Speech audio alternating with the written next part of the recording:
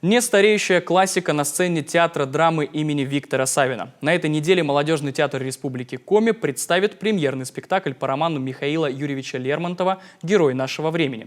В основу спектакля легла инсценировка романа, написанная режиссером Юрием Ереминым. Интерпретировал ее сыктывкарский режиссер Захар Комлев. Дарья Вологжанина побывала на генеральной репетиции. Портрет, составленный из пороков всего нашего поколения. Так о герое нашего времени говорил его автор Михаил Лермонтов. Образ Печорина в русской литературе до сих пор остается одним из ярких, страстных, волнующих и загадочных. А само произведение почти на протяжении 200 лет не теряет своей актуальности. Честь сыграть молодого офицера из Петербурга в новом спектакле Молодежного театра Республики Коми выпало актеру Илье Кеслеру. Первое впечатление было, конечно, скажем так, двоякое, как и, собственно, сам образ этого молодого человека, наполненный противоречиями и вообще диалектикой души, если это так можно выразиться. Конечно же, он в процессе работы эволюционировал, и, скажем так, я его любил и ненавидел одновременно, но так или иначе попытался максимально его оправдать, присвоить и перевоплотиться в этот образ.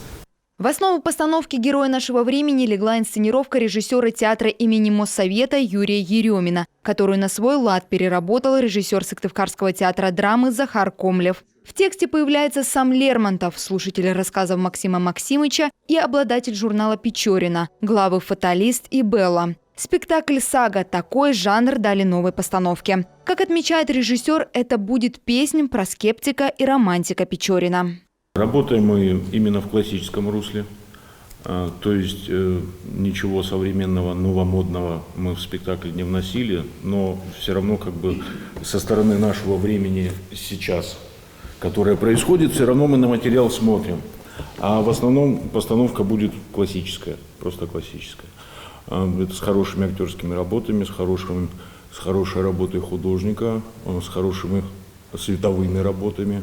Ну и, надеюсь, какую-то лепту тоже туда внес. На сцене театра драмы зритель увидит лермонтовский Кавказ. Непокорный и строгий. К декорациям художники подошли, как и всегда, основательно. Ковры, например, отрисовывали с национальных. Тех, которые использовались кавказскими народами в конце XIX века. А чтобы точно передать дух и говор черкесов, актеры спектакля занимаются с консультантом по черкесскому языку. Сцена, она все время двигается. Постоянно будет двигаться, постоянно будут меняться картинки, постоянно все будет делаться. Это единственное, что я могу сказать, что там такого нового. Все остальное совершенно простое. Костюмы мы взяли чисто времени Лермонтова, постарались не отойти от именно от того, дизайна его не называется, от тех костюмов, которые были в то время. Вот. Также национальные там костюмы, именно черкесов в данный момент. Вот, само собой, русской армии, дам красивых и так далее.